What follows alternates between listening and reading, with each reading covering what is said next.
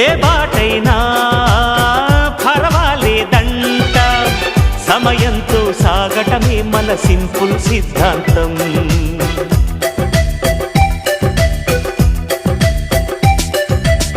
చిరుగాలికి పరిమళమిచ్చే సిరిమల్లెల వనమై ఉందాం, గగనాన్ని నేలను కలిపే హరివిల్లుల వంతెన అవుదాం. ఆనందం అంటే అర్థం మనమందా, ప్రతి పూట పాటై సాగే హుషారు సరిగమలం. ఎన్నో ఎన్నో రాగాలుండే సంగీతం కాదా, చల్లకి నవ్వుల కేరింత.